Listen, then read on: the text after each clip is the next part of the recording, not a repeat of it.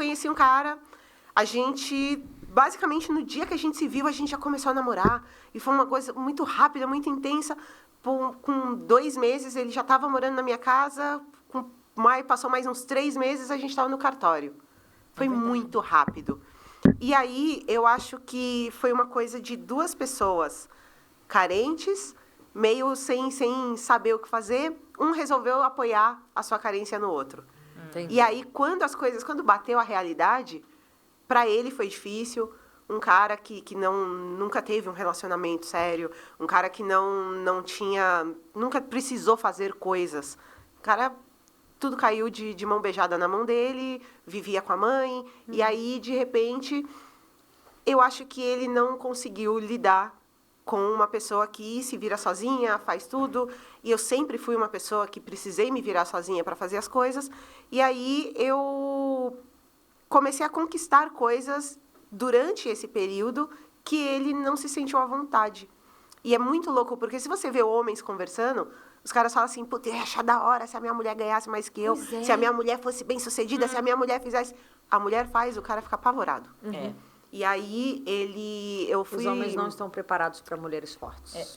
E aí eu comecei a viajar a trabalho, fazer coisas, e ele achava que eu precisava... que ele estivesse do meu lado para fazer o meu trabalho. Eu falei, não preciso. Mas, eu vou olhar a minha agenda, se eu posso ir com você. Eu falei, não, eu vou palestrar em outro... falei, não, vou palestrar em outro estado. Você precisa fazer o seu trabalho. Você precisa fazer as suas coisas. E aí, quando eu viajava a trabalho, ele não falava comigo.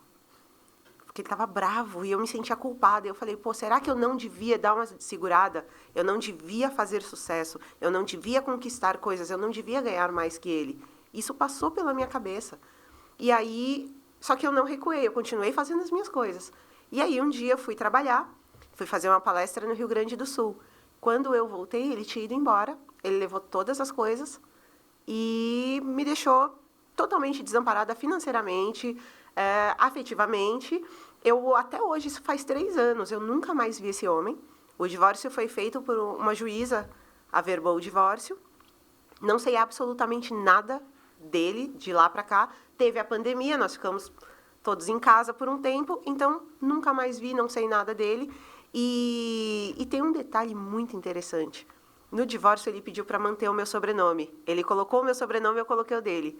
E eu troquei, retirei o sobrenome dele e voltei para o meu nome de solteira. E ele ficou com o meu sobrenome. Até hoje? Sim.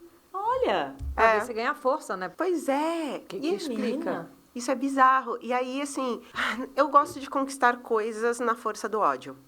E as pessoas brincam que falam, não você é uma pessoa tão pra cima, não sei o quê, mas tudo que eu conquistei foi com muita dificuldade. E aí, o cara me deixou sozinha. A gente começou a dividir todas as coisas, as responsabilidades, a vida e a grana. A conta, lógico. E aí, de repente, eu fiquei sozinha, bancando tudo que ele me ajudava. E ele não era um cara, ele não fazia grana com o trabalho dele, mas ele tinha uma família que dava todo o suporte. Então, a família dele bancava muitas das nossas coisas. E aí, de repente, ele colocou meu filho num colégio. Eu nunca tive oportunidade de dar isso para ele. Então, meu filho estudava na escola pública. A gente tinha algumas coisas que só ele proporcionava. E aí, ele foi embora, eu perdi tudo. E eu fiquei muito doente. Aí, eu me lembro que eu fui para o hospital e aí me avisaram que ele tinha cancelado o convênio. E eu não poderia ficar no hospital. E eu estava derrotada, assim, perturbada da cabeça. E aí, eu falei, cara, naquele dia que falaram que o convênio estava cancelado e eu não poderia dar entrada naquele hospital, aí eu pensei, eu não vou deixar isso. E aí eu morava na periferia, num apartamento pequeno, eu comecei a trabalhar tanto, fazer tanta coisa, buscar tanta coisa, que hoje eu moro num apartamento do dobro do tamanho, o meu convênio é muito melhor do que o convênio que ele me dava, meu filho estuda numa escola muito melhor do que a escola que ele pagava, e eu consegui mudar a minha vida de um jeito que, se ele tinha raiva porque eu ganhava mais do que ele, mal sabe ele que eu ganho hoje, sei lá, 5 vezes mais.